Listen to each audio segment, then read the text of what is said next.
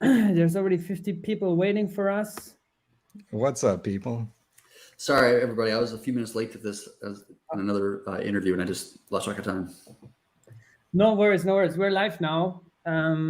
This has been, I think, overdue because I'm actually known, like in the Cosmos community, for covering the hottest and latest alpha and all Cosmos projects. And actually, there's a guy, a good friend of mine, who shilled me THORchain like 2 years ago, like literally in the very, very, very beginning.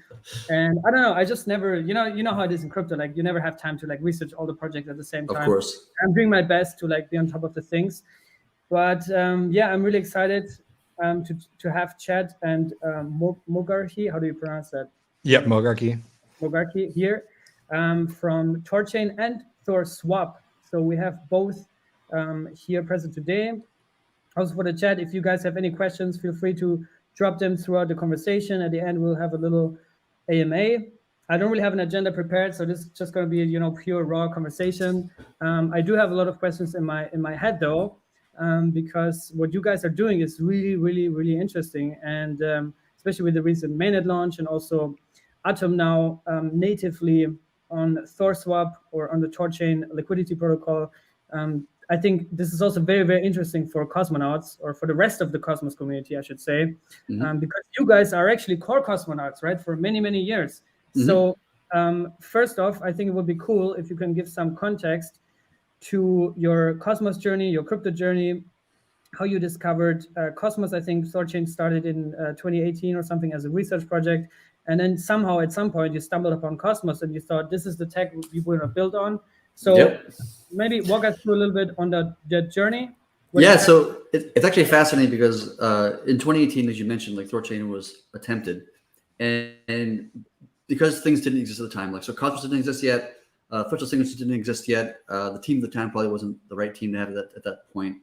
And so like it didn't really work out as a project because it had this really great idea, but it was just way too early. Like the technology wasn't there, the cryptography wasn't there. And so in 2019, when I met one of the other individuals on the core dev team, we got together at a Cosmos hackathon in Berlin, right? And I had just learned about Cosmos like the previous day. Like because Cosmos was like still like a very new thing at that time. Like I had just barely kind of launched. And myself and this other person, we kind of started like, oh, what are we going to work on? Well, we could work on this idea of like having to swap between chains, and we started kind of hacking on this idea and concept. We did the hackathon with this in mind, and so like we were very, very early adopters of the Cosmos SDK and framework. We were very early champions of it. Like we were telling everybody who would listen to us how good Cosmos was and how powerful it was and how it fundamentally is like one of the biggest important innovations in the blockchain industry, I would argue, just because before you had HTTP frameworks, right, in the Web 2 world, it was so hard and difficult to build anything in that space. And then we have all these great frameworks today that work very well.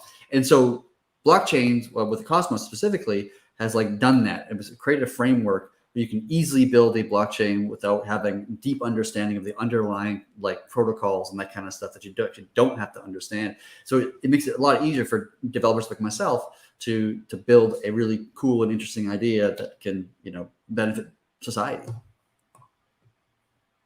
And that was all pre-IBC, right? So the thing that actually excited you back then was the Cosmos SDK and like how easy it was to build a chain on there and a tenement, or what was the thing that got you hooked? IBC was I'm not even sure if it even conceptually existed at that time. I don't recall. Maybe I'm wrong about that, but I don't recall even ever hearing about it at that time. And so we were building our own bridge kind of idea concept that we had different design requirements than what IBC was trying to accomplish. IBC predominantly was trying to connect with just other Cosmos chains, and you can connect with other things like Ethereum through like a shim layer rather. For us, we wanted to connect with every chain, UTXOs, EVMs, crypto note, you name it. We wanted to connect to it, and so we wanted to enable everybody to connect to any blockchain and move seamlessly and trustlessly. Was kind of one of the earlier kind of ideas and core concepts of what this project is trying to do. So we've been like big components of this space since like the earliest days.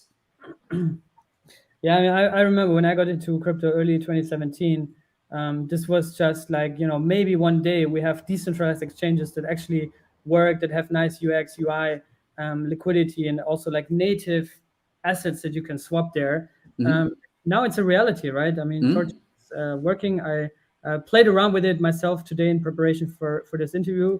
It's really cool. And I think we should also get into the whole mechanics, like how it works, also with the walls and all these kind of things. But maybe Mogarki, from your perspective, how was your journey? How and when did you join THORchain, and what excites you about Cosmos technology in the first place? Cool. Yeah. I've been in crypto for about 10 years as an interest / hobby. And I've always kind of gotten into it for the philosophical reasons, you know, like decentralization, permissionlessness, all the original promises of Bitcoin from, you know, the Satoshi white paper. So obviously exchange has been a difficult problem to solve. Some used to say impossible in a decentralized manner. And, you know, we were stuck with centralized exchanges. We were stuck trying to meet weird dudes in coffee shops in order to buy Bitcoin and stuff like that. So when I first heard about THORchain, shout out my brother who told me about THORchain. He actually kept telling me, dude, buy RUNE, buy RUNE. But he used to be like a hardcore RuneScape player when he was young. So I always thought when he said buy RUNE, he was talking about some game. And I was like, man, I don't care about that. So then, like, you know, 6 months later, when I finally pulled my head out of the sand and realized what RUNE actually was, I was like, oh man, this is incredible. So, you know, once I started buying some RUNE and getting some interest in the project, I just became more and more interested in it. And some might say obsessed, and, you know, just spending all my time hanging out in the dev Discord. And I was still working a normal full-time 9-to-5 job, and just basically becoming as Chad as I could. And not this Chad, the Thor Chad. And, you know, eventually the stars aligned and I got an opportunity to work with THORSwap. So I've been with THORSwap for a little over 6 months, and it's just been an incredible journey. It's amazing to, you know, build in the space that you love and towards the mission that you believe in. That's awesome. Yeah, and there's a lot of chats in THORchain. It seems also like there's not really like, you're also not trying to like make it around one company, one person, one institution in that ecosystem. You try to like keep it open, keep it decentralized, keep it also a little bit low key. So maybe you can talk a little bit about the whole architecture, how THORchain is operating, who is working on it, and also like the architecture from a technical standpoint. We already know it's built on the Cosmos SDK framework. It implements Tendermint, as of my understanding, on a consensus layer. So maybe you can walk us through a little bit more on a conceptual design architecture standpoint and the team architecture and all these things. Yeah, so how it like fundamentally works, to explain it as simply as I can, is that you have all these validators of this Cosmos chain that is, you know, THORchain, and each one of these validators has a full node of Bitcoin and a full of Ethereum and a full of Binance chain and Doge and AVAX and Gaia and whatever else, right? And so all these chains, or all these validators, are watching these chains and looking at specific addresses that are owned by the network itself, right? And looking for inbound transactions or outbound transactions. And so when we call it daemons called Bifrost, and then when Bifrost observes that, you know, Mogarki sent in 1 BTC into the THORchain network, and he's requesting, you know, to swap that to Ethereum or, you know, Atom on the Gaia chain or whatever, the network then, once 2/3 majority of those validators all aligned and say, we all see the same thing. We see this 1 Bitcoin transaction. He's asking to go to, you know, Atom, blah, blah, blah. Then it just executes a business swap logic and then sends, you know, Atom token to Mogarki. And these are layer 1 real assets. These are not wrap tokens. We don't do any wrap that stuff. We really feel strongly that wrap assets are inherently problematic and economically insolvent. And so I feel like layer 1 is like the best way to go. The least amount of risk, the best kind of asset that you really actually want to hold, right? Nobody actually wants to hold a wrap asset. They want to hold the layer 1 real one.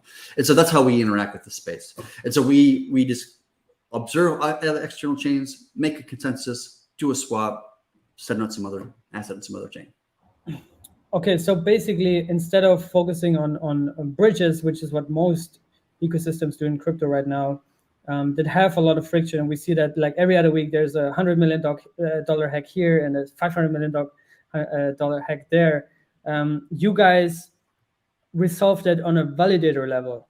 so that the validators are running the nodes and observe all these other chains. And then through these walls, you have native liquidity of the native asset. Is that correct? So there's a little bit of a difference there, because like those things, like wormhole, for example, these are like what I consider to be bridges, because they're taking an asset on one chain, like let's just call it Ethereum, and they're like bridging it across, the ethos into this other chain where you have some wrapped asset or fake asset that represents the layer one in a 1-to-1 ratio. THORchain doesn't really do that. It's not bridging assets. Technically, it's just a multi-chain implementation, connecting two chains and allowing you to move value across rather than specific assets. And that's a very different mentality. It's a very different structure. You can't economically secure a wrapped asset. It just financially doesn't make any sense. At some level, you have to require some level of trust, which commonly that is just like, a 2 or 4 multi-sig, like we've seen in recent months, right? In THORchain's case, everybody who's running one of these validator nodes is anybody in the world. You don't need to get permission. You can just build a node and then join the network and then run a node, right? Everybody's anonymous. Everybody is decentralized. I don't know who these validators are. Neither does Mogarchy or anybody else for that matter. And that's a really important thing. Otherwise, if everybody knows who everybody are, they could collude, right? They could talk, they could go to brunch together and have all sorts of backroom conversations and deals. But in THORchain's design, because all the validators are anonymous, that really can't functionally happen. So these validators are all running full nodes on all these chains that are implemented or currently compatible on THORchain, which is currently, I think, 7 chains, right? Yep. Okay, interesting. Yep. And how many nodes are there currently? Last I looked is like 93 or 94. Okay, that's interesting. Yeah, I think you're right. So THORchain, the protocol is basically exactly this, what you just described. And then at what point does THORSwap come in? Is THORSwap just that front end that also like makes it able so that you can swap these assets from these different vaults? Maybe you can explain that part as well. Yeah, happy to. So that's kind of how THORSwap got its birth, right? Is in just being an interface for THORchain. The protocol exists kind of like email in the background, but you need Outlook in order to use it, right? Nobody knows how to command line SMTP and send their messages out that way. So we had to, as THORSwap, build the interface for people to come and provide liquidity, for people to make the swaps of all these different assets, to see what their portfolio balances are looking like, how much they've earned in yield, and all that kind of stuff. So that's definitely the genesis and birth of THORSwap, is just being an interface for THORchain. But now what we're working on and building in THORSwap is to kind of expand the powers of THORchain and connect the rest of the DeFi universe. So like Chad talked about, THORchain is really good at connecting real native layer 1 assets. But those are mostly like short tail assets that we're talking about. So, native Ethereum, Bitcoin, BNB, whatever it might be on each chain. Maybe there's going to be a handful of ERC20s, right? I think there's something like 20 ERC20 pools on THORchain. But if you compare that with something like Uniswap, you've got many thousands of ERC20s available. So we're doing DEX aggregation now with THORSwap that basically enables the power of THORchain, all these native layer 1 assets, to reach into all the long tail assets, all these deeper pools, more liquidity that's been siloed across other chains. So, Ethereum is going to be the low hanging fruit first one there, but then definitely Cosmos coming down the line to be able to move, between Atom and Bitcoin, first of all, which will be, here within a few days. And then in the long term, any IBC asset straight into native Bitcoin transaction in a single interface, and vice versa. So basically, we just can build an interface using the power of THORchain and all of these different aggregator contracts to connect any chain to any chain, any asset on any chain, and just make a really smooth user experience for everybody. So just to capture that, so right now you are on THORSwap, you're just tapping into the native liquidity on THORchain, but in the future you plan to become more of an aggregator to also tap into the liquidity on other DEXs like Uniswap or I guess, I don't know, SushiSwap, Osmosis, on all these native layer 1s that you have integrated. Is that correct? Yeah, absolutely. And we're very close in that march. look for something, I would say within a few weeks here to be live in mainnet. And the first low-hanging fruit, as I said, is going to be Ethereum, but then we'll move on to other chains. And in our first iteration, we're going to have Uniswap, SushiSwap, 0x, 1inch. So you should have pretty comprehensive coverage of basically everything in the Ethereum world right out of the gate there. Yeah, that's pretty big, because if you think about it, like what THORSwap is doing is they're building a DEX aggregator that has connections and relationships to more assets and more liquidity than any other DEX in the entire planet. Like literally, that is actually what they're fundamentally doing. And so they're not only just pulling upon the liquidity of what THORchain is currently providing, but they're pulling on the assets and liquidity of many DEXs across many ecosystems. Like that is huge. Like you'll be able to get pretty much any asset you want on THORSwap without needing to figure out, oh, I'm on this ecosystem, so I need to use this thing. Or I got to figure out a bridge to get over this other thing. Like none of that. You just go to THORSwap, get your assets, trade, swap, done, out, gone. That's pretty amazing. I think it would be really, really cool for the audience to really, really understand what that actually means and how it differentiates to anything else on the market right now. You mentioned earlier wrapped assets, and on THORchain, the big selling point is that you're trading native assets, right? So can you just, like, on a very basic high-level overview, explain what that means? What's the difference between the two?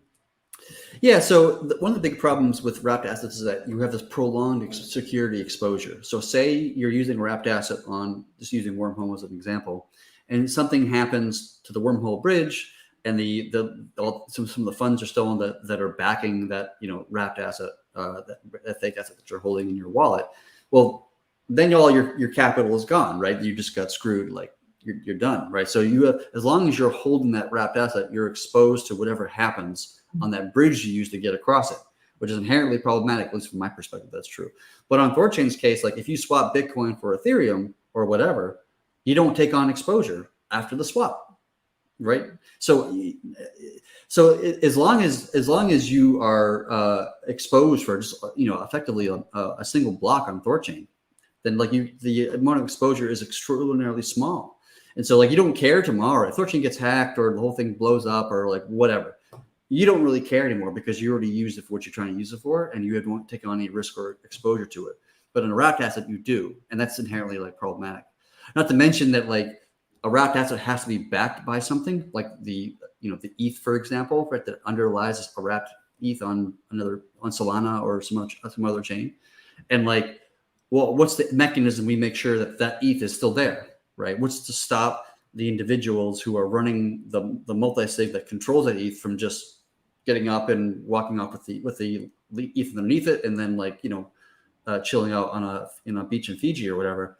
And in most cases, in almost all cases, actually in all cases that I can think of at least, you rely on altruism, because the amount of ETH they have at their disposal is worth a lot more money than they actually use to provide bond or security. At least in most cases, that's true. And in THORchain's case, it's the reverse. In all cases, in all scenarios, all validators of this network have more money to lose than they can potentially gain, right? So that always creates the economic incentive that you cannot steal from this network and be profitable. Yeah, and I think also one big challenge for that with the native asset DEX is wallet and access to these native assets, right? When I played around with it today, I saw you guys have XDeFi integrated, which is also like a multi-chain wallet. You have MetaMask. Since today, I think also Kepler, which is really cool for cosmonauts. But I don't know, do you also have like your own wallet that you eventually plan to integrate, or that you're building on, or what's the game plan here? Thank you so much for asking. So yeah, we have we have the key store, which has been available since the launch of THORchain multi-chain chaosnet, which is a very basic type of wallet that just uses a text file and a password. So you use that to access all chains, but it's not the most user-friendly. It's not the most secure. So that's kind of the next thing in our timeline for THORSwap is to build a native multi-chain wallet. We're calling it Hammer Wallet. And that will give the user the ability, one wallet, one seed phrase, and have access to all the features that we talked about, going cross chains into all the long tail assets on every chain, with basically no limitations in a single place. And we're building that for both mobile and desktop. So it's like XDeFi on steroids, basically. And by the way, this Something question like that. we didn't even talk before, so this was like really I just had this question, but it's good to hear that there's something in the works. By the way, without shilling too much, there's a lot of other great projects also doing similar things on THORchain. You mentioned XDeFi; they're great partners that we've worked with THORSwap, and there's a lot of great builders in this space. So I don't want to be just a pure shill, but Hammer Wallet is coming soon too. No, I mean today it's all about so you can just show whatever you want here. One of the funny things was in the earliest days of THORchain's development, like we realized that we needed some sort of wallet to interface with THORchain to be able to transact. And we were originally we were just going to like take some sort of open source multi-chain wallet and then kind of build upon that. But then like upon closer inspection, like there was none. Like, and it was shocked me at the time, like that there was no open source, in an industry that's born from open source software, there was no open source like means of like holding Bitcoin, Ethereum, and like multiple assets, which to me was like counterintuitive. I was very shocked by that. And so we as a project decided early on that we wanted to, to be involved in contributing this to our industry as well. So there's this JS software called Exchange.js, which THORSwap and lots of other wallets integrate with, that like gives you the ability to interface with lots of different wallets and be able to send transactions, receive, see your transaction list, blah blah blah, like lots of different basic functionalities, and it's completely open source and free to the entire world to utilize. So whenever we add a new chain, say we added Gaia, for example, and we can add Gaia to this Exchange.js framework, and then overnight, like all the other wallets in the industry have access to that and can integrate with Gaia without needing to do lots of work and dev time and like all this scheduling and all that kind of stuff. It just like overnight they can just kind of get that. So when we launch a new chain on THORchain, like lots of wallets have it day one to support that new, whether it be Atom or BNB, or one day it will be Monero or Zcash or other chains within Cosmos. Like all of that will happen. Yeah, and before we talk a bit more about Cosmos, and by the way, we have 90 people in here right now. Let's get this to 100. So tell all your fellow cosmonauts and THORchats, I think you're called, bring them all here to also ask questions in a live chat. But before we get to Cosmos and the latest integration, I met Eric Voorhees a couple of months, and he's a giant fan of you guys. And I remember when I learned about crypto, he was like, I watched his videos when he was on stage debating with Peter Schiff back in the day. So that's a great video, by the way. That's an absolute gem in crypto. But he is a Bitcoiner, right? Primarily, he's a giant Bitcoiner, but he's also not a maximalist or like a fanatic, like just tied to Bitcoin. Everything else is a scam.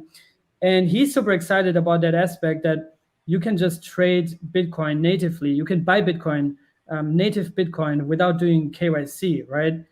So maybe you can talk a little bit about that. Like, what would be the benefits for people?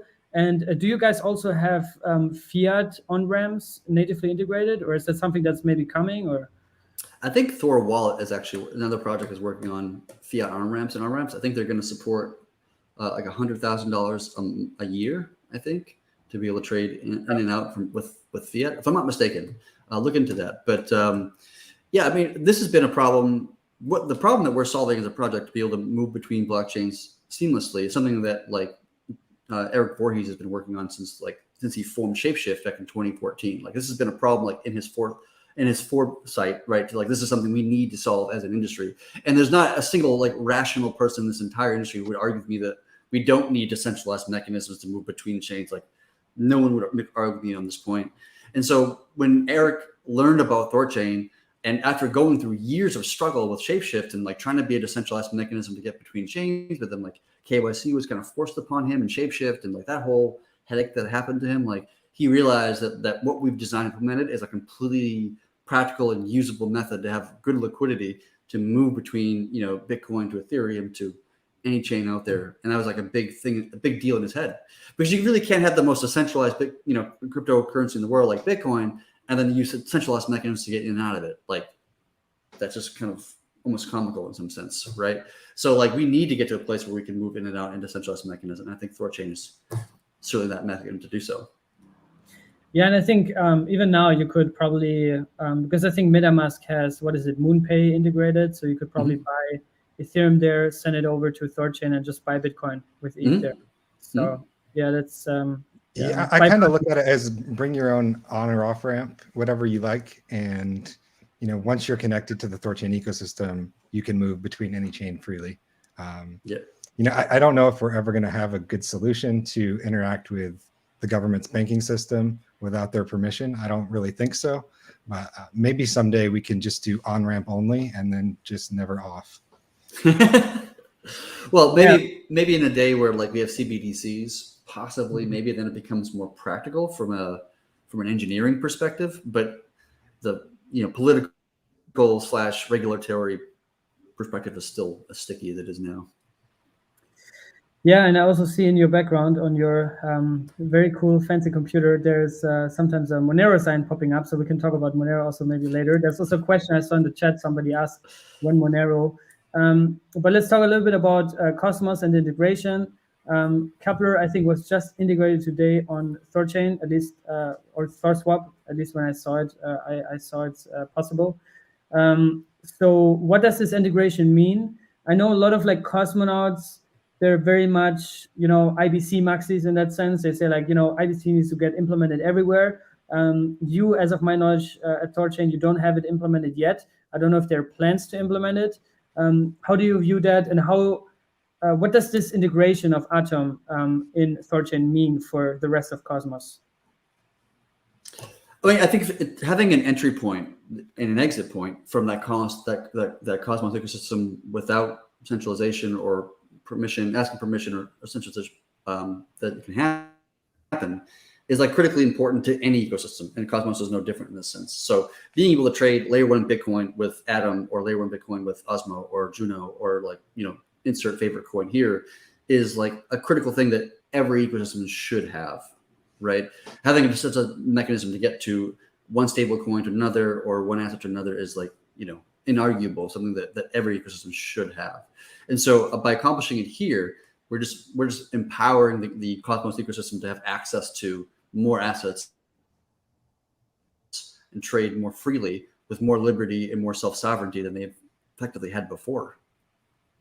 But do you think that this kind of like makes an implementation of IBC, at least like natively on a THORchain protocol, unnecessary at this point?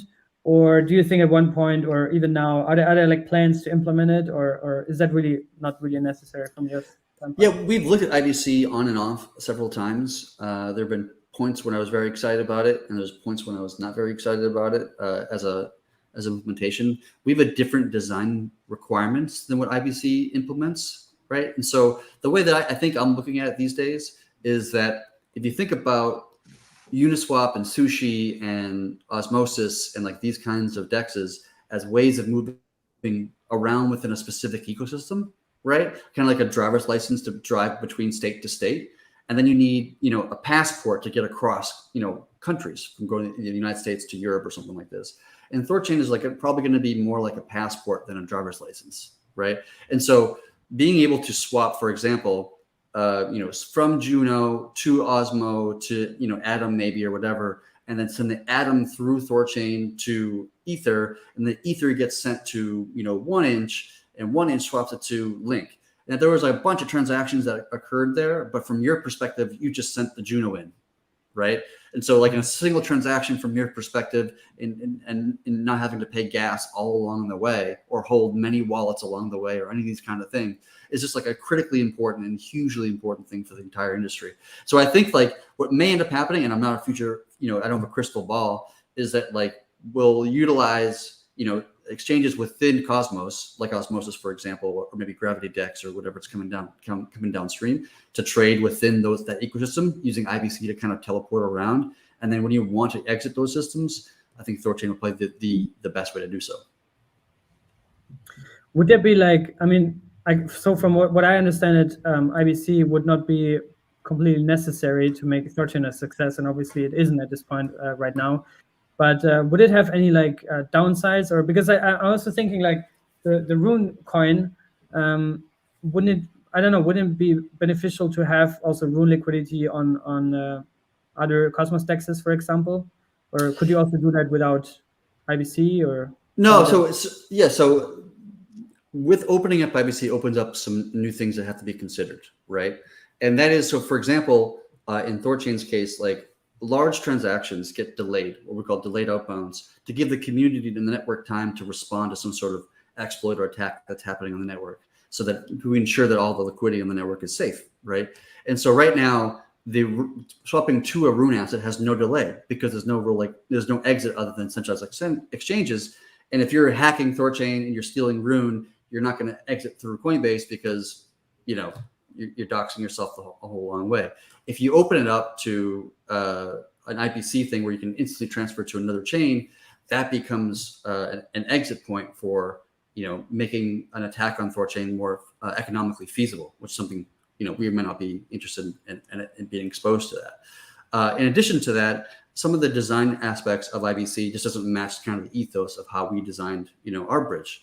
For example, you know, an IBC relayer will most of the time exist, maybe two possibly, and be a point of centralization, right? In terms of like, we've seen this before where certain, you know, IBC bridges broke for hours because some single individual broke their, you know, their relayer or whatever. That's actually happened in the past, and not something that we kind of like want to position ourselves for in a sense. Another thing is that like IBC relayers are not incentivized, right? They're doing it purely through altruistic purposes, and they're paying gas as they transact all along the way. And right now they're just being, you know, paid for by, you know, somebody, a foundation typically, or something like this, which is just not aligned to the ethos of what we want to do in terms of getting towards full decentralization. So I was very excited about IBC in the earliest days, and I was very excited to integrate it and using it personally. But the more I learned about its design implementation, not to rip it apart, not to tell them like it's a bad design or any of these things, that's not what I'm saying, only that it didn't actually meet the design requirements that we have for what we're trying to accomplish as a project. And so it wasn't a good fit. Now, if I build another Cosmos project, which I probably will do at some point in my life, I will probably interface with IBC. It'll be a great use case for it. Like, I'm not saying it's a bad technology or anything like that. It just didn't match for what we needed to do for us. Dimi is saying in the chat, if you're concerned about IBC relays, we can talk about it. He's from the Core 1 team in JUNO and Stakefish.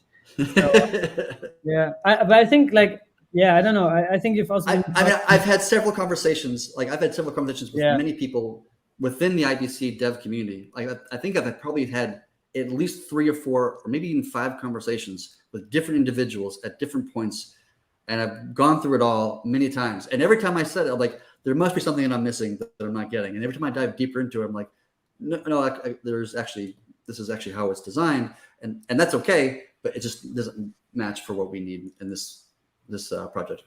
Maybe not yet. Maybe in the future. Maybe not yet. No, that's actually a fair point. Like none of these things that I'm talking about are like fundamental problems with IBC. All of these things can be changed and improved. Like they could have the relayers be built into the validators themselves, and then every time that a block is proposed by one of the validators, they're also the ones that's doing the relaying. If you were to do that, you would have completely just decentralized the idea of a IBC relayer. But that's perfectly fine. Like you don't have to build a project like IBC, for example, and be completely decentralized day one. That's not actually a requirement for any project in this space at all.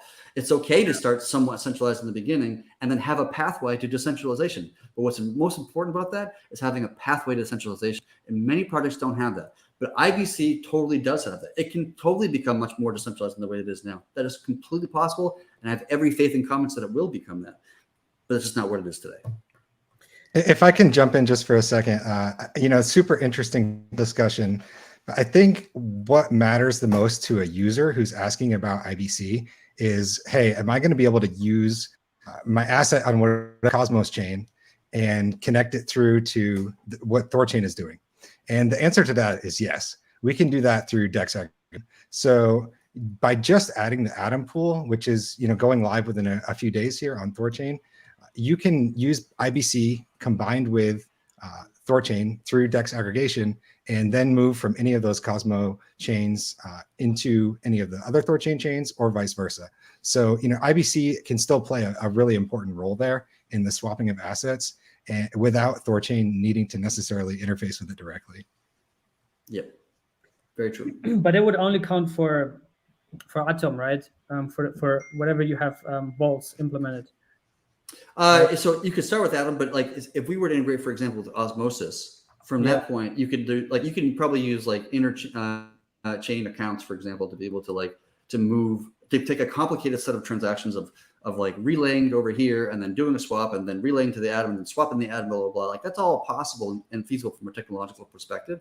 So I agree with what Morgaki was just saying a second ago, that we don't have to integrate with every Cosmos chain underneath the sun or try to replicate all the connections that IBC is already making. We're not trying to compete with IBC. We're not trying to tear it down or any of this. Like we're trying to contribute to the space. IBC is trying to contribute to the space. Like we're both heading in the same direction, helping each other to accomplish what each other's trying to do. So we shouldn't have this like, negative perspective that like, that it's this or that, right? It's not a Boolean thing. It's not a zero-sum game. Yeah, fair point. But yeah, I'm compared to you guys, I'm like completely new to Cosmos. I just joined this ecosystem like 1.5 years ago, also pre-IBC, but just like 3-4 months before it. And I've just seen like how the relayers basically decentralize slowly. Like I mentioned earlier, there's also a comment. Many validators are running relayers. I'm also running a validator myself, and we also want to start running relayers. And there is also plans to incentivize those. But yeah, I think it's all work in progress. And like you say, it's still early. We're still building all this out. But yeah. Yes, what I would hope to see, and I think we'll see that, is that the relayers are built into the validators. So it's not a separate process or daemon that you're running that you're like optionally doing, but actually build it like core ingrained with the Cosmos framework. Like that would be great. And I think they're going to do that at some point, in the future at some point. But like, yeah. Yeah. Interesting. Let's talk a little bit about liquidity and THORswap. You just mentioned the Atom pool, Atom vault is going. I think it's already live, right? Because when I tried to make a swap today, there's also already liquidity, if I'm not mistaken, right? But yeah, it's actually trading is paused right now, fixing a bug first that we kind of discovered earlier today. So we're waiting to release the next version, which will fix that swap bug, and then trading will be enabled. People can start adding liquidity and swapping and doing all those things. Yeah, there's one final comment from Dimi about IBC. Best thing is to implement relayers into wallet with light clients and let everyone relay their own transactions. That'd be cool. That's a cool idea. Yep. But yeah, so how do you? I see already like there's also one of the core propositions is also that you're enabled to earn yield on THORswap, THORchain. So how does that work? Is that where RUNE comes in? How do you earn yield there? And is that how you bootstrap the liquidity, or how does that whole process work? Maybe you can walk us through. Yeah, so the yield works in that you're providing liquidity to the network. Typically right now it's like, RUNE plus whatever asset, RUNE plus Atom, for example. And then whenever there's a swap that takes place, a little bit of that swap is taken out as a fee and left behind in the pool, which you own a percentage of that pool, earning a percentage of that yield, right? It's very similar to what you might see on like Osmosis or many other AMMs. The difference, I think, really is, other than just like the cross-chain mechanism, but like, is that the swap fees is a slip-based swap fee instead of like a simple XYK, which a lot of other DEXs use. And there's lots of advantages to that. But I think one of the really important things that we're kind of heading towards, that we're working on in the next few weeks, is allowing you to add a single asset like Atom or Bitcoin or Ethereum and not take on the exposure of the other token in the pool, like the RUNE in this case, right? So you only take on exposure to the asset that you want to take on exposure to, and then you earn yield in that asset, right? And so there's no IL, there's no like complexity about like, how much did I gain or lose of one asset or other asset or whatever. It's just like, it's like a savings account in your bank. You put in, $100 and you come back tomorrow and it's, $101 or, whatever the hell the number would be. I think you mean a year.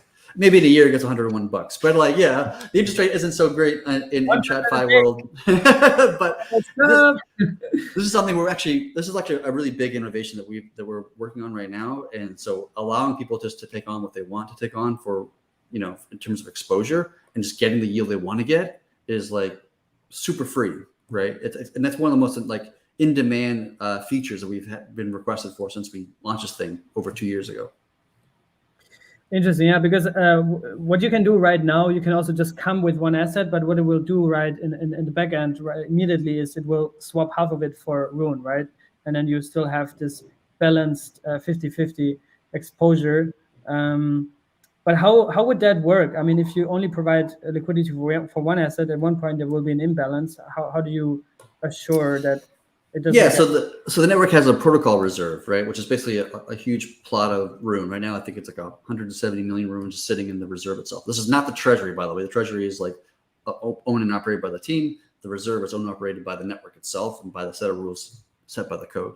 And so when somebody adds, BDC, like layer one real BDC, or adds layer one, Atom or whatever to the network, then the reserve kind of kicks in and provides like the other side of it, in a matter of speaking.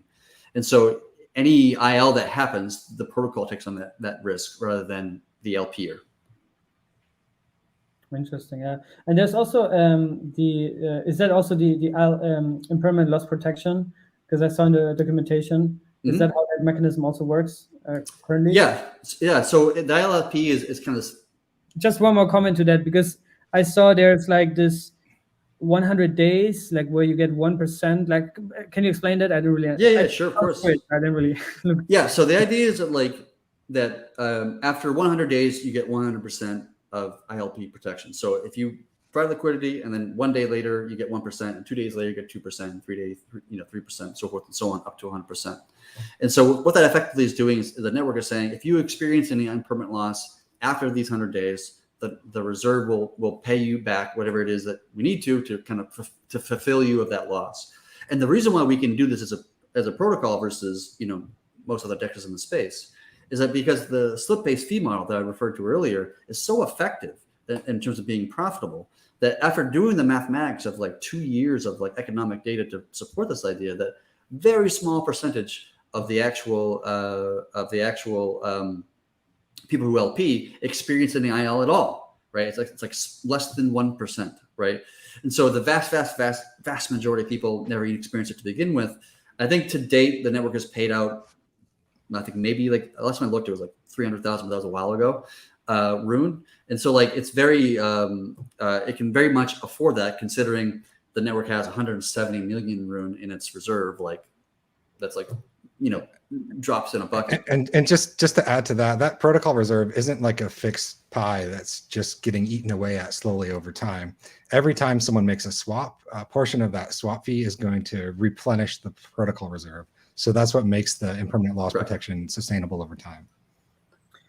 Right. And that's also true for like THORchain is generating revenue for the reserve. Once you do the single-sided LPing thing, the reserve is taking a yield now because it's providing the other side of that asset effectively. So any yield that it's generating just goes right back into the reserve, into these diamond hands that the reserve effectively is. And so like it can provide that, and it does it quite well. Yeah, protocol revenue. I think that's the name of the game these days, and not too much game theory and external incentives and all these kind of things. But just to be very clear, because for somebody that doesn't maybe have context, this 1% a day is not like 1% on your investment or on your liquidity position. That's 1% of the impermanent loss that you might suffer or will suffer if you provide liquidity. So, which is in most cases, not really a lot. But I think still, eventually, if there was a bank run on one of the assets that are pooled, it's going to be really hard. Or how would that work? Because I think also the documentation says, if these assets depreciate in value massively, like it's not a guarantee. It's just like a protection. But it's not ensuring the value of the other asset. Like obviously the network can't say we're going to guarantee that Bitcoin will never go between under $20,000. That's obviously a silly perspective. We've seen that happen. We've seen assets, just like collapse. Like Luna was probably the most recent example of that. It would collapse royally in a very short time frame. Still, the amount of IL paid out was relatively very, very small, even in that particular case, right? So even now, when the whole network, the whole industry has been hit, we're now in this kind of bear cycle, and we've gone from $10 down to $2 RUNE in a relatively short period of time. Even with that huge downturn, like the amount of IL like liability right now on the network is, maybe 1% of the reserve or something like that. Yeah, that's wild. Just looking at the chart, I think when my friend told me about RUNE, it was at like 10 cents, 20 cents or something, like 2020. So yeah, I missed out on that. I told most of my friends to buy it like 16. So wild. I told my family to buy it at 1 penny, and they were like, "Nah, that's okay." You didn't convince them? They didn't trust you? They didn't trust me, but you know, I still help them because they're my family. Call me next time when you have a buy signal on anything. At some point in my life, I will surely build something else, leave this project and build something else. And so, you know, you can follow my Twitter if you want to watch the next thing. Be a seed round investor for Cryptocito. Make sure at least some allocation space. But that's really cool. And yeah, I just remember, like, I think this was around a year ago. You guys also had not so good times. I remember there was a hack or something. Can you explain a little bit what happened back then, and also like how is something like this possible today in the current design? And mainnet just went live. What are some of the vulnerabilities and fair question. Fair question. So we launched our what we call like a multi-chain KS9 about a year ago, a little over a year ago. That's like our public beta, right? Like we knew what we were working on was one of the most ambitious and difficult projects in the space by a good margin, I would even argue. And we can't just kind of like launch a thing, you know, fully on day one and have $1 billion of you know, TVL day two, like we've seen other DeFi projects. And then day three, like the whole thing collapses because there was some massive exploit or problem, whatever. And so when we launched our beta, in the early days of the beta, we kind of capped the amount of liquidity, because we knew that this thing was going to be very difficult to secure, because we're taking on the security risk of not just our own chain, but every chain that we interface and interact with, which is inherently, you know, difficult and problematic. And so we wanted to launch this way in a responsible way, so that we don't just like have massive amounts of users' funds at risk. And we kept it very low, so that if we did lose any funds, the treasury could, you know, pay back any users lost for any funds, which is exactly what we did. So everybody who had funds that were lost, the network, the treasury would pay them all back 100%, which has already happened. We learned a lot from that experience for sure. I mean, I know I personally learned a lot from that experience as well. One of them is that that audits themselves are not as valuable as people think that they are. Very commonly, they are like rubber stamps, right? They're not as in depth as you think they are. We've spent probably over $1 million on various audits. I think we've had like 6 or 7 audits, whatever. But I'm telling you right now, like they're not. None of those audits have ever found any bugs of any kind of severity in any of our code in all of those years of audits. I'm telling you right now. When we started to find real bugs and issues is when we built our own security team. As we hired like experienced like DeFi, you know, white hats. We built our own team called THORchain, dedicated team, full-time team. They review every bit of code, everything gets written, so it's on a continuous audit rather than like one little like timestamp. You know, oh, it's safe in this moment, let alone every change that might happen into the future. So that was a key component for us. Is like we need to not just hire auditors, because they don't add value, to be honest with you. This is not my experience. What does add value is like actually having like people on staff who know the code, understand it very deeply, and are continuously on it. That's a much more effective way to keep your code secure, I learned. That's the first part. Second part is you never really know if there are more bugs or not, right? Within a code base. You know, it's a known unknown, right? Like take Bitcoin, for example. Bitcoin's been around for a really long time, like over 12, 13 years, whatever the number is. And it's had multiple exploits, right? Even like 10 years into Bitcoin like a few years ago had like an infinite mint bug that somebody could have minted infinite amounts of Bitcoin. And that's after 10 years of being on mainnet and having over 800 contributors at Bitcoin Core. Like that's just to put that into like perspective, right? You can never sit back and say, well, everything's good. There's never going to be an exploit again in this code base. You can never say that about any code base, including THORchain for that matter, right? So I will never say that everything is secure. We'll never have a problem, because you cannot rationally and reasonably make that statement, because you can't make that statement for any code base on the entire planet pretty much, at least for the most part. That's another thing we learned. And so a more effective way to dealing with those kinds of exploits is not trying to find every needle in the haystack, in a matter of speaking. What's much more effective is putting these kind of blanket kind of like walls or shields on the project, so that the network dynamically defends itself from an attack, even if it doesn't understand where the attack is actually coming from, right? So, for example, one of the attacks that happened on THORchain was somebody did some smart contracting craftiness and convinced the network that it was receiving, like Ethereum, receiving Ether. In reality, it was receiving jack squat. And so it swapped for some other asset on the network, but never actually contributing the Ether to begin with, right? And so now the network just says, not only are we going to read the smart contract and do all those things we normally do, but now we're going to check for solvency. So all the Bifrost nodes, all the validators are checking like, well, the network thinks it has X number of Ether, and the wallet actually has Y number of Ether. If those things don't align, then there's a problem. So we're going to auto pause, auto halt, right? Autonomously just pause everything until humans can come in and figure out, all right, what happened here before funds are lost, before money goes out the door, right? That's an important concept in a manner of speaking. And so having like something like that, having delayed outbounds, so that you can't have $300 million stolen in a single transaction like you saw in Wormhole. It takes an hour for you to steal that kind of funds, right? And the important thing about that is not so much just delaying the transaction. This is what I find so fascinating about this, is that if you were to extract a large quantity of funds, it would delay the transaction for an hour, giving the community up to an hour to respond to that and halt it before it leaves the network, right? If you want to steal a small amount of funds, like $10, okay, maybe you can do that in a very fast period of time, but who cares? It's just $10.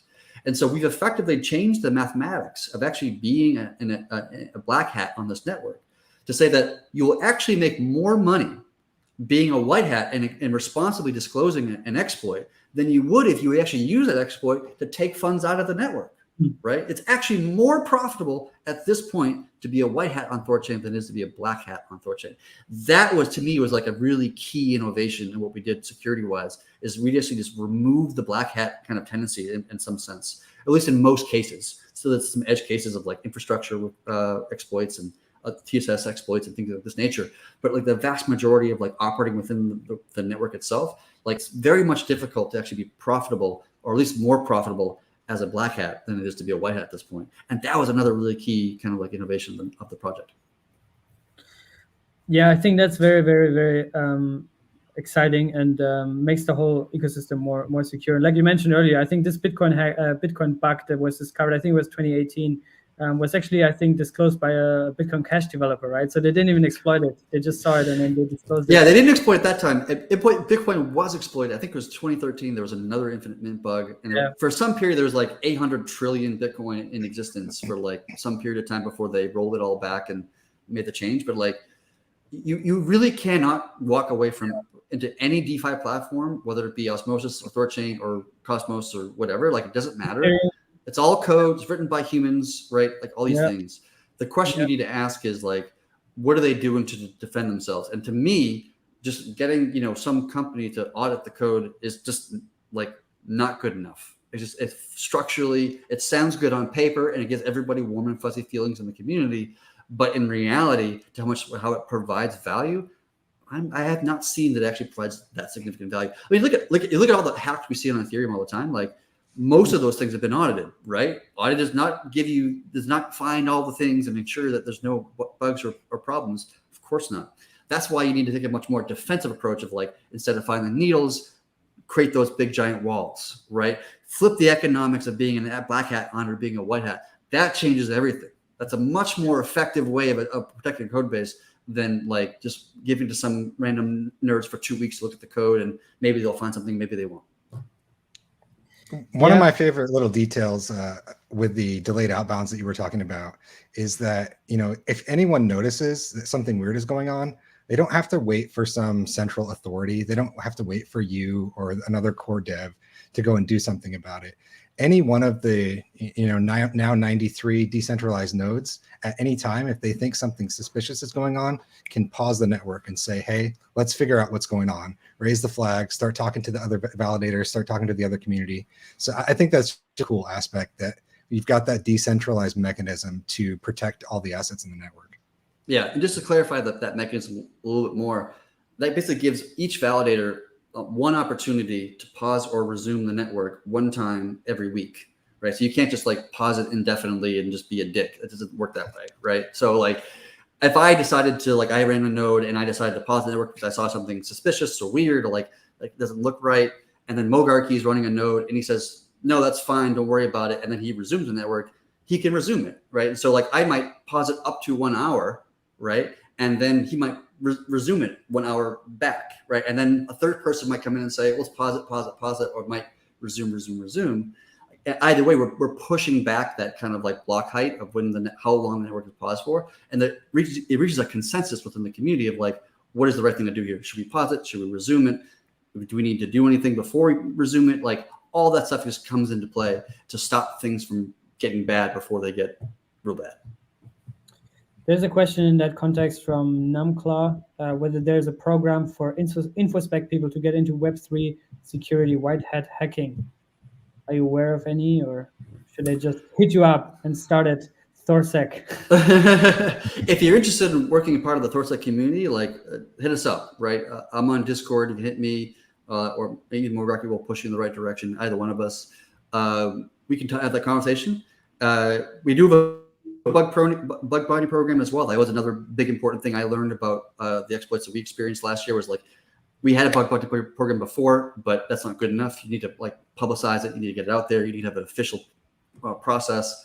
And so we launched a bug bounty program with Immutify, which is a really big thing. I think I would advise any DeFi project out there to do the same thing.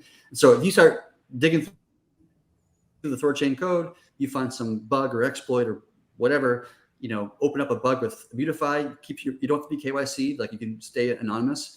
I think right now it's like up to $500,000 is the reward for P1 level or I think it was raised to $1 million. Oh yeah, okay, raised to $1 million. There you go. So there's lots of money at stake here and lots of money to be made. So if you wanted to start digging into the code base and finding issues and bugs, like awesome, join us, help us out. We appreciate it. Yeah, and I also I always say that most of the times I forget it, but I'll try to also link the community links and also your guys' handles so that people can get in touch with you. Let's switch a little bit the gears and get back to the Monero thing. I saw a lot of people have asked in the chat.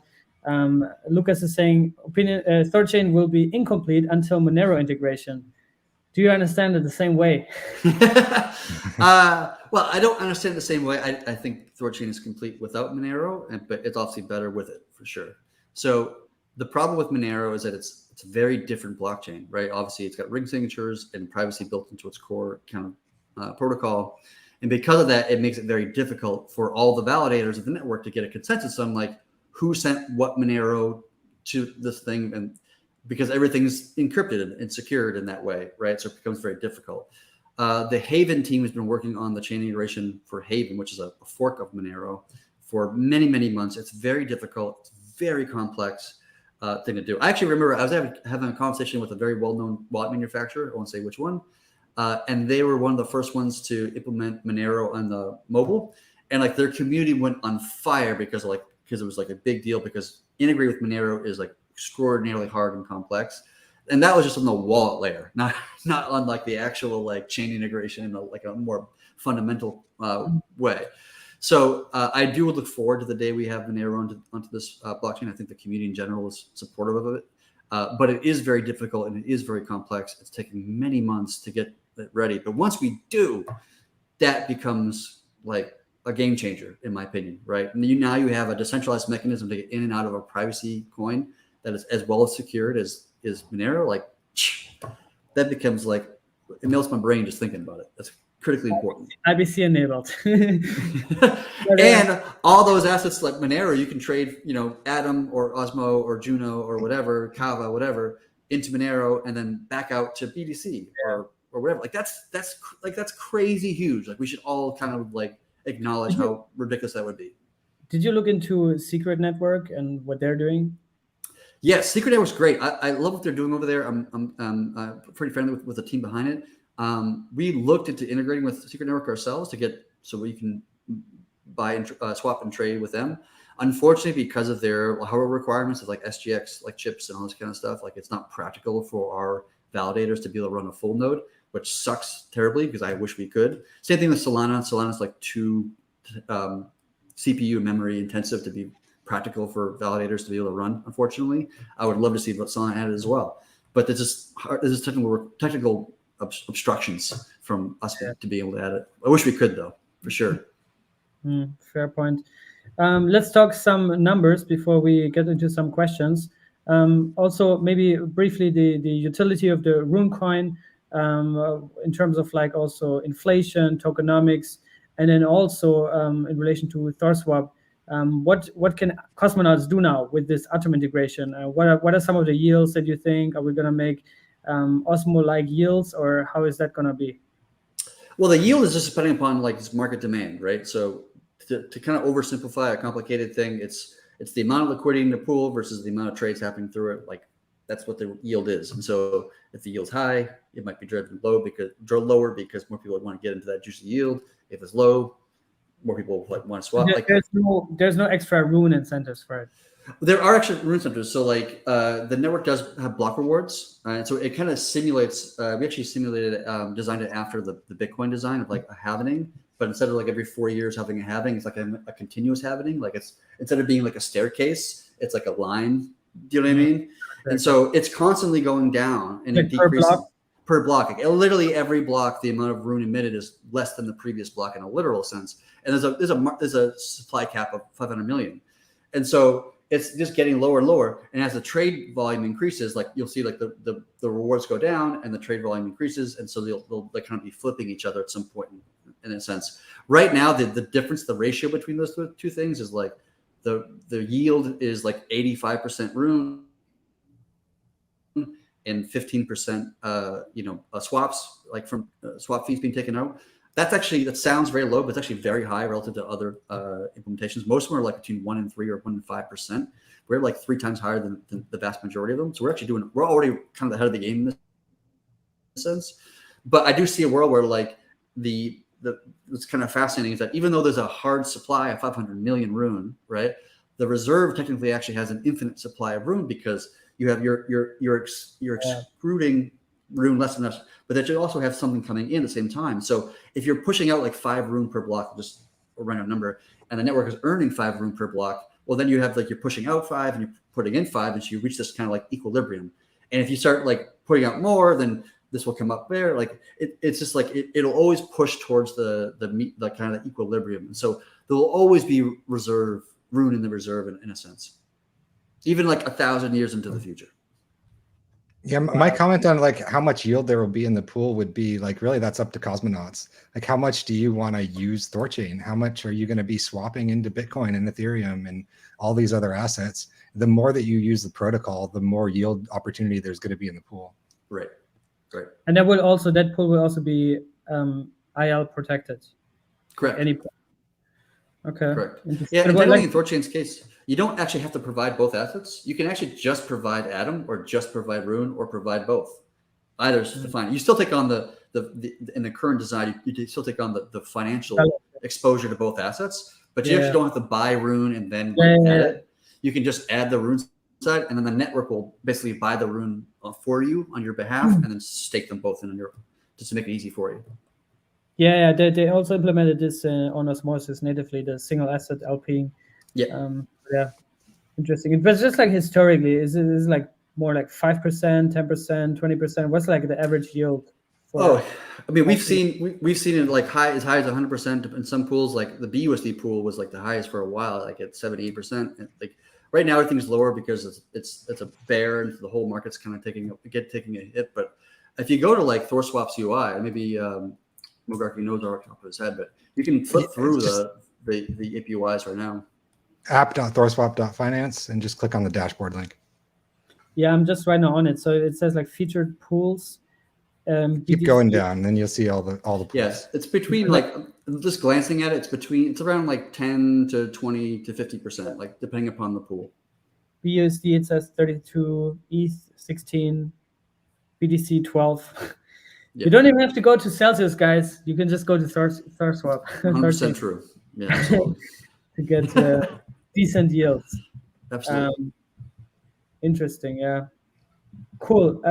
Is there anything else from your side? In the meantime, I'll look for some questions Anything else that you would like to share with cosmonauts, what they might not have thought about, what this integration means? And also looking forward, what's your plan in the Cosmos ecosystem specifically? Yeah, I mean, for the Cosmos ecosystem, I'm excited to get further down that rabbit hole, like and link the two projects together even further.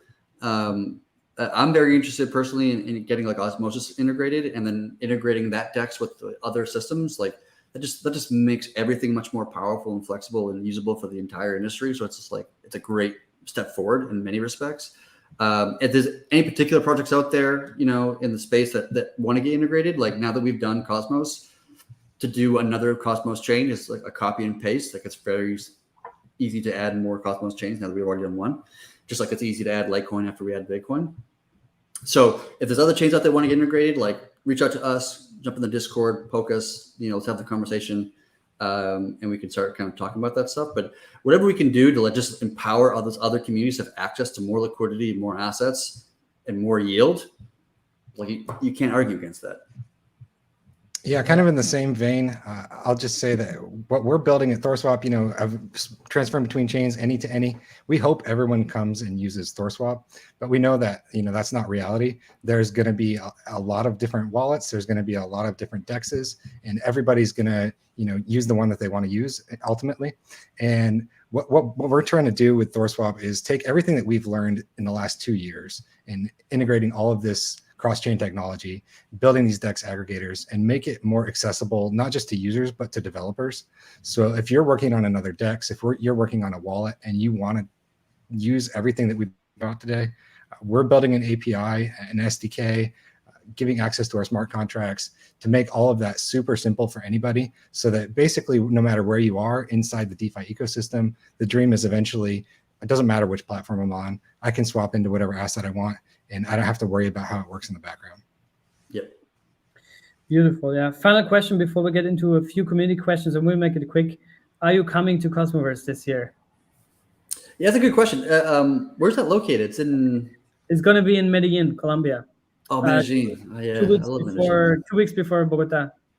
Yeah, I actually, I was just talking to somebody the other day about doing that. Like, and I was just going to reach out to whomever to maybe speaking or something like that. Like that, I think that'd be fun. I'll check my wife first, because you know my wife. I check my wife to make sure it's okay with her first. But I have a Telegram group, and sometimes people are like, "Yay, my wife gave me permission. I can." Like, you can even bring your wife. I mean, I've got a 1-year-old, right? So it's a lot. 1-year-old's a lot of work, and so if I leave for a few days to a conference, it puts you know, some stress on her. So I understand where she's coming from, because it's very difficult to be a parent. Have you been there before? Sorry.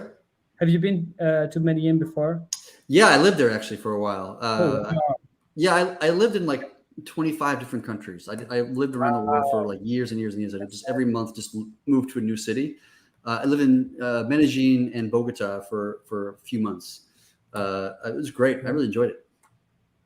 Yeah, I mean, the thing is, like, you know, sometimes when I say, oh, Cosmoverse in Medellin, people that have never been there, maybe never even been to Latin America in general, they're like backing up, and they're like, oh my God, you know, I'm gonna get kidnapped, I'm gonna get killed and everything.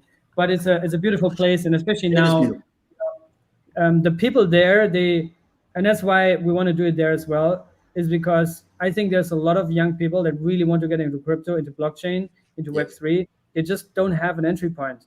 And I think a physical conference where you really like pick them up literally and say, hey guys, you know, you can meet the people, you can talk to them. There's a lot of jobs in this industry, you know. I think that's a good starting point for the people there. So yeah, one of the things I love about Medellin is that it's like a jungle, like a city inside of a jungle. Like I've been to a lot of cities around the world, and none of them have that kind of like, you're walking in a city, but there's like jungle life right around you. He froze of excitement. Uh-oh. Great place for him to freeze. Yeah, but I love that. I mean, that's cool. It's happening. Yeah. Have you ever been there? Some guy in the corner that's going, Coca-Cola. We lost you. He's gone now. Have you ever been there to Medellin, or? No, I have not. Never made it to South America yet. So, what are the dates? September 26 to 28. It's gonna be 3 days. We got enough time. We can probably make that happen. All right, there we go. We have it public now. We have it public. So there's no way out of this anymore. I'm glad we had this conversation because I was gonna say, you know, like you're saying for a few minutes after the stream so we can talk about it, but I'm glad we did it all on camera so that 100 people just saw this. Chad, you froze of excitement. Oh yeah, sorry about that. I get so excited my computers can't take it. It just kind of shuts down on me. This is how it works sometimes. Jarvis. No, one of the things I love about one of the funny things about Medellin is that like on some of the street corners is like some guy just selling coke because it's so, you know, it's so cocaine-y, not Coca-Cola, but like they stand in the corner and they just go coca, coca, coca, coca, Yeah. coca, coca, coca. They're doing it even worse right now here in Lisbon. So Oh really? like they're doing it like in the tourist areas, you know, like I'm walking with my family on the main street, Rua Augusta, and there's like 10 guys walking towards me. Yeah. I was right now before we did this, I was on a scooter and there was a guy in a car next to me and he's like, you know, doing with the nose thing and like, Yeah. bro, I'm on a scooter. Like, how would that even work? I mean, it's wild. But no, I think Medellin is awesome. I lived there myself as well for almost a year. But enough shilling Medellin. Let's do some final questions. There's one regarding a potential Lightning Network integration in THORSwap. Is that something that you guys consider? I don't know enough about Lightning Network to give you a good answer on, you know, what the feasibility or, you know, even benefit of that would be. I don't know, Chad, do you have any thoughts on that? Or did we freeze him again?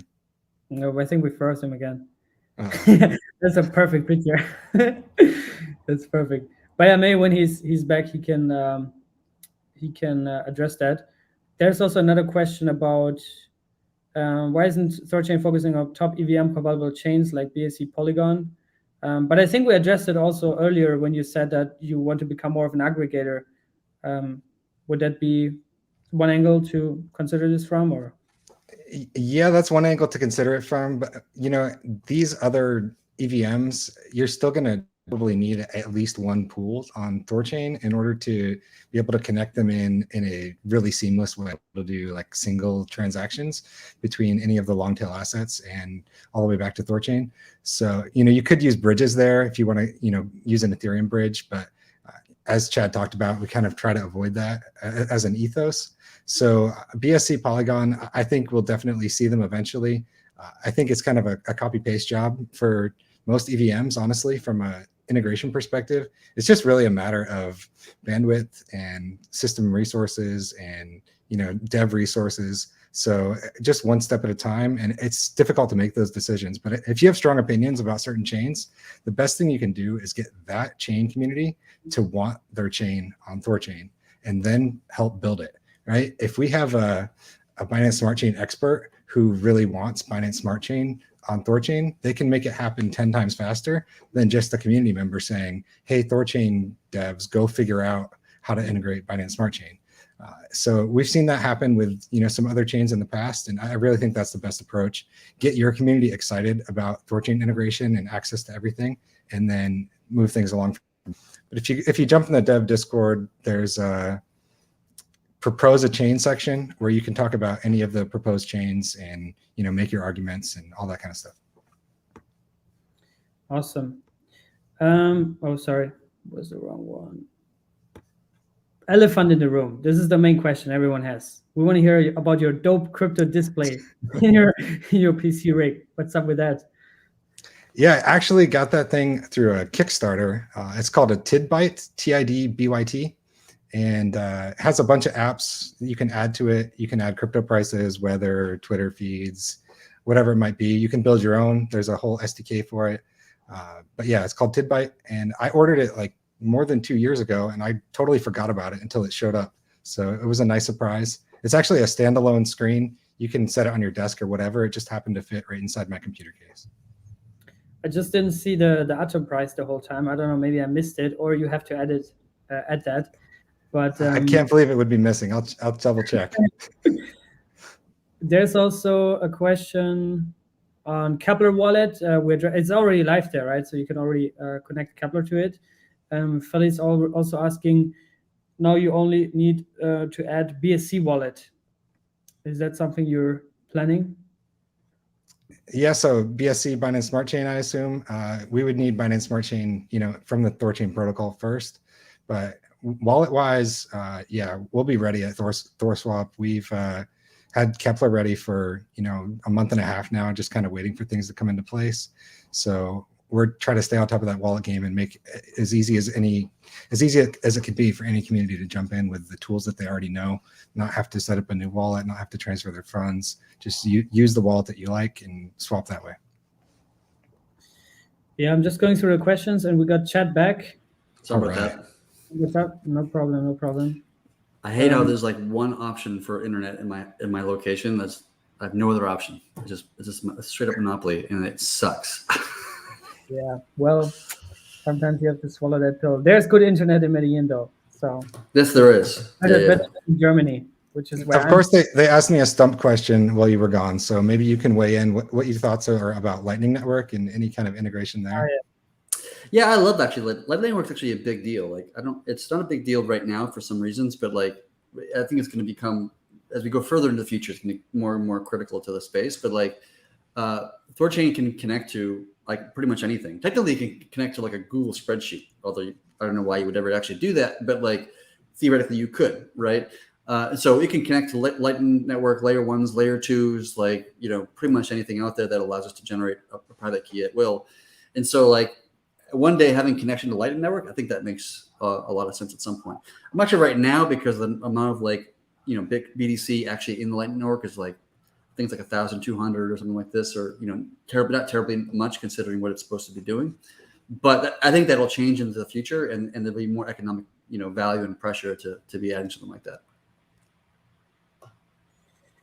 Excellent. Yeah, a lot of cool stuff going on. And I made a tweet before we went live saying that I don't own any RUNE, but I'm pretty sure after that interview, I'm going to suffer severe FOMO. So you guys know I have a job to do now. Is there any final words from your side? Anything else? I think we went through all the questions, so I think we're good there. But yeah, any final words from your side?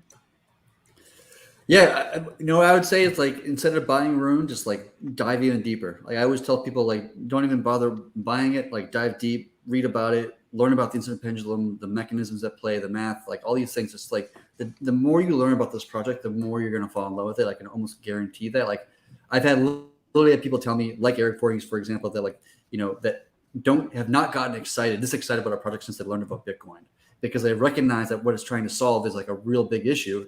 Mogarki is one of those guys, I guess, and it actually solves it, and it actually provides something that we all are trying to do, and it does it in a way that's like just economically solvent. Like that's just a crazy notion because so much stuff is not.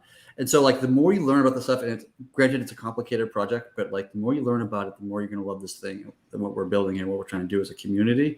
So dive into it, learn about it, join the Discord, join LP University, download THORSwap, like do all those things, take it for a test run.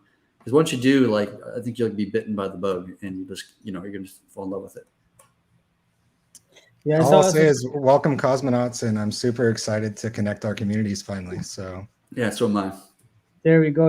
Yeah, I really appreciate that coming on, and I learned a lot. Gonna do my research before I buy. Obviously, this is also no advice for anybody to buy. But yeah, this was really cool. I hope to see you guys in Medellin. Maybe we can also do some spaces, maybe leading up. Also with your experience about Colombia and the city, I think this would be cool. And just like merge more these ecosystems. But I mean, you guys are basically Cosmos, but like merge the rest of the ecosystem. I think this would be really cool. So yeah, thanks for coming on, everybody in chat. We'll see you soon, and yeah, take care, guys. We'll see you.